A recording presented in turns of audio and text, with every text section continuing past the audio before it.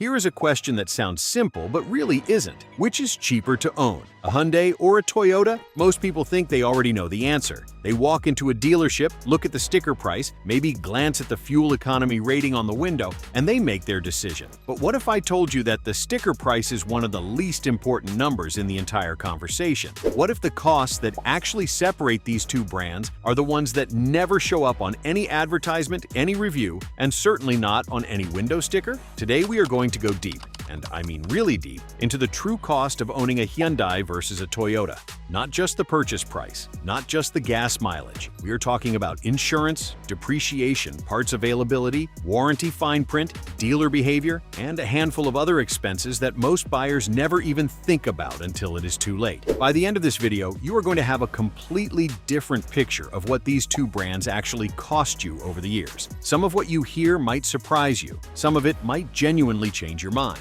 So, let us get into it. Cost 1. The depreciation gap nobody talks about.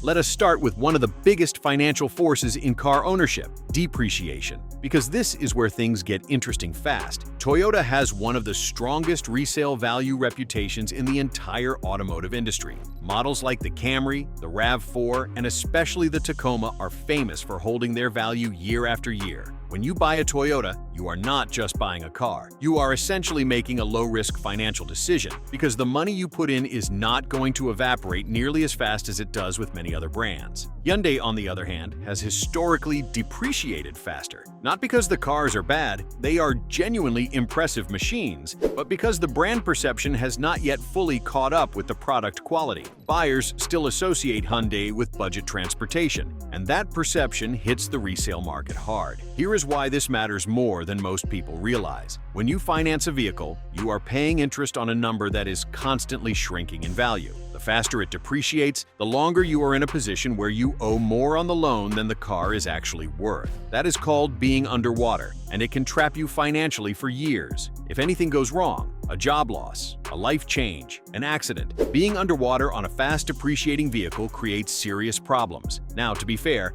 Hyundai has been closing this gap in recent years. Their Genesis luxury brand has performed better than expected, and some of their newer models are holding value more competitively. But as a general rule, if you are planning to sell or trade in after 3 to 5 years, the Toyota is very likely going to put more money back in your pocket. Cost 2. Insurance premiums that catch buyers off guard. This is one of the most overlooked costs in any vehicle comparison, and it can genuinely add up to thousands of dollars over the life of a loan. Insurance companies price their premiums based on a collection of data points: how often a particular model gets into accidents, how expensive it is to repair, how frequently it gets stolen, and how much its parts cost. All of that data feeds into the monthly premium you pay, and the difference between two similarly priced vehicles can be surprisingly large. Hyundai and Kia vehicles in particular have faced a serious theft problem in the United States over the past few years. A viral social media trend exposed a vulnerability in certain Hyundai models that made them easy to steal without a key, and insurance companies responded immediately. Premiums on affected Hyundai models shot up significantly in many markets, and some insurers stopped covering them altogether. Hyundai has worked on software fixes, but the insurance industry moves slowly when adjusting rates back down, and the damage to premium pricing has been real. Toyota, with its reputation for reliability and lower theft rates on most models, generally sits in a more favorable insurance bracket. The Prius is a notable exception in some markets due to catalytic converter theft, but across the broader lineup, Toyota owners tend to pay less per month to insure their vehicles. Before you buy any vehicle from either brand, get an insurance quote first. Call your provider, give them the exact trim and model year you are considering, and find out what your monthly premium will actually be. This number can easily swing your total ownership cost by $1,500 or more per year, which over a 5-year ownership period is a significant chunk of money. Cost 3. Warranty wording versus warranty reality. Hyundai's warranty has long been one of its biggest selling points. The famous 10-year, 100,000-mile powertrain warranty sounds incredible on paper, and compared to Toyota's 5-year, 60,000-mile powertrain coverage, it seems like an obvious win for Hyundai. But here is where the fine print starts to matter. Hyundai's warranty transfers differently, depending on whether you are the original owner or a subsequent buyer. The long powertrain coverage only fully transfers to the second owner in limited form, typically dropping to 5 years or 60,000 miles for a used buyer. That directly impacts max resale value, and the attractiveness of a used Hyundai purchase. Toyota's warranty is shorter, but its coverage tends to be broader in practice. Toyota dealers have a reputation for honoring warranty claims with fewer disputes and less documentation hassle. Hyundai has faced criticism from owners who found their warranty claims denied due to maintenance record requirements or other technicalities buried in the agreement. That does not mean your claim will be denied, but it does mean you need to keep meticulous service records and follow Hyundai's prescribed maintenance schedule exactly, or you could find yourself without coverage when you need it most. The moral here is that a warranty is only as good as the company's willingness to honor it. Read the fine print on both sides before you sign anything. Cost 4. Maintenance costs over time. Day-to-day maintenance is where Toyota's legendary reliability really shows its financial impact. Toyota's engineering philosophy has long centered on simplicity and durability. Many Toyota models have gone hundreds of thousands of miles with nothing more than regular oil changes and basic upkeep. The parts are widely available. Mechanics of all skill levels are familiar with the platforms, and the cost of common repairs tends to be reasonable. Hyundai has improved dramatically in this area over the past decade. Their newer engines and transmissions are much more refined than what they were putting out 15 years ago. But Hyundai has also faced some high-profile engine issues, specifically with their Theta 2 engines, which had problems with oil consumption, bearing wear, and in some cases, catastrophic engine failure. A class action settlement and extended warranty coverage addressed some of these issues, but owners who were caught outside the coverage window faced repair bills in the thousands of dollars. Beyond the engine issue, Hyundai parts in general can sometimes be harder to source at independent shops, which pushes more repairs toward the dealership, and dealership labor rates are almost always higher than an independent mechanic's rates. Toyota parts, by contrast, are stocked at virtually every auto parts store in the country and are among the most commonly carried items in the independent repair market. Over a 10-year ownership period, the cumulative maintenance cost difference between an average Toyota and an average Hyundai can run into several $1,000s, even if neither car has a single major problem. Cost 5. Fuel economy. The real numbers versus the advertised numbers. Both brands advertise competitive fuel economy numbers, but real-world performance is where things diverge. Toyota's hybrid technology is genuinely mature. The Prius, the RAV4 Hybrid, the Camry Hybrid, these vehicles have been refined over multiple generations, and their real-world fuel economy tends to match or even exceed the EPA estimates. Toyota hybrids are known for being efficient in both city and highway driving, and they are particularly strong in stop-and-go traffic where the electric motor does the heavy lifting. Hyundai's hybrids and plug-in hybrids are newer to the market and have made impressive strides. The Ioniq 5 and the Tucson hybrid are genuinely strong competitors. However, some Hyundai hybrid models have been reported to underperform their EPA estimates in real-world conditions, particularly in cold weather, where battery efficiency drops. For non-hybrid models, the gap narrows significantly. A Hyundai Elantra and a Toyota Corolla are going to deliver roughly comparable fuel costs over a year of driving. The difference becomes more pronounced when you move into larger vehicles or start comparing the respective hybrid lineups. The fuel cost story is not a knockout punch for either brand. It is more of a slight edge to Toyota, particularly for buyers who do a lot of city driving or live in colder climates where hybrid performance matters more. Cost 6. Dealer experience and hidden fees.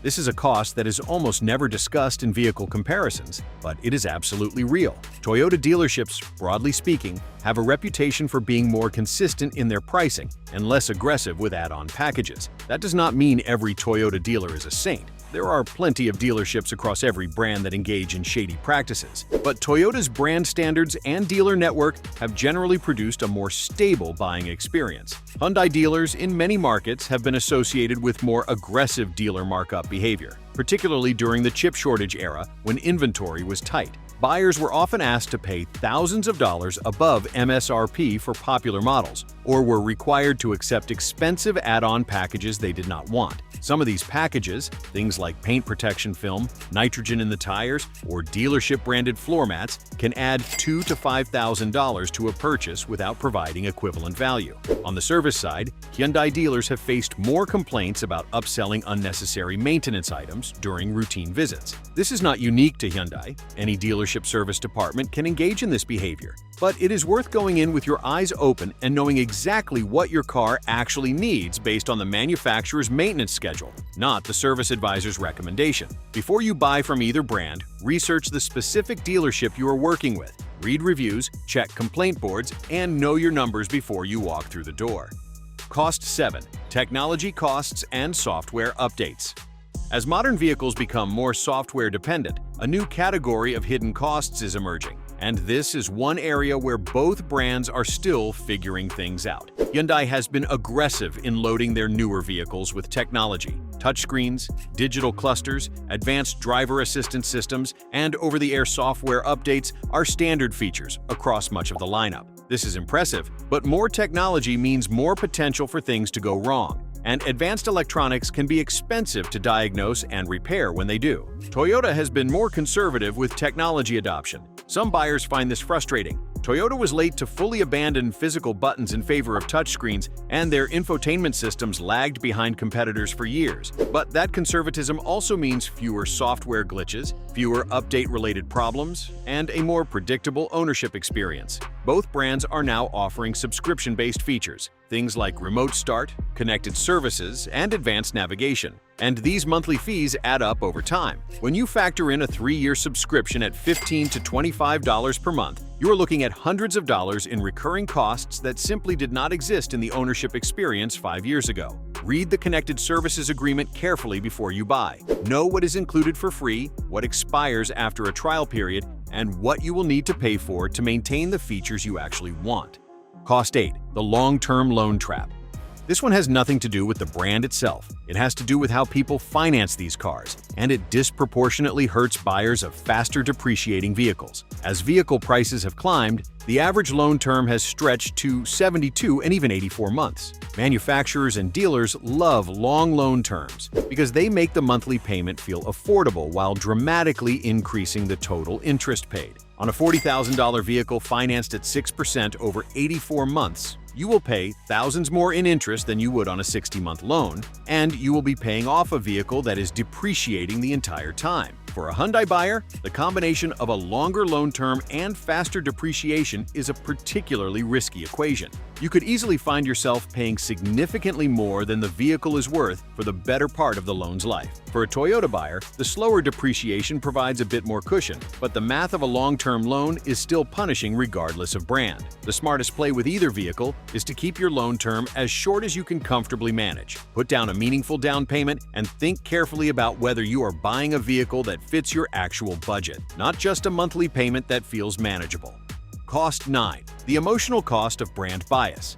This last one is harder to quantify, but it is real. Toyota carries a prestige that Hyundai is still working to earn. In most social and professional circles, pulling up in a Toyota, especially a Land Cruiser, a 4Runner, or a Sequoia, carries a different perception than pulling up in an equivalent Hyundai. Whether that matters to you is entirely personal, but for some buyers, it does influence decisions in ways that are not always rational or financially optimal. Hyundai has earned its reputation as a serious automaker. Their designs are striking, their features are competitive, and in many cases, their vehicles represent genuinely better value on paper. But value on paper and perceived value in the real world are two different things. And the emotional experience of ownership, how you feel driving the car, how others perceive it, how confident you feel in its long-term reliability, is part of the total cost of ownership, whether we admit it or not. Neither brand is perfect. Toyota has had its own scandals and recalls over the years. Hyundai continues to push aggressively and improve with every generation. The best choice depends entirely on your priorities, your driving habits, your financial situation, and how long you plan to own the vehicle. The bottom line. So where does all of this leave us? If you are optimizing purely for resale value and long-term reliability, Toyota still holds the edge, and that edge shows up most clearly in depreciation, insurance, and maintenance costs over time. If you buy a Toyota, drive it well, maintain it properly, and hold on to it, it is going to return value to you in a way that few other vehicles can match. If you are looking for maximum features per dollar, a more aggressive warranty package, and a brand that is actively competing hard for your attention, Hyundai offers a genuinely compelling package, especially on newer models that have moved past the engine and theft issues of the recent past. The mistake mistake most buyers make is looking only at the purchase price and the monthly payment. The real financial story of any vehicle is written over years of ownership, in insurance bills, maintenance invoices, fuel receipts, and the number on the trade-in check when it is time to move on. Know your numbers, read the fine print, and never let a payment amount convince you that you are making a smart financial decision without doing the full math first. If this video opened your eyes to costs you had not considered, share it with someone who is shopping for a car right now, because this is exactly the kind of information that dealerships are hoping you never see. Hit that subscribe button, and I will see you in the next one.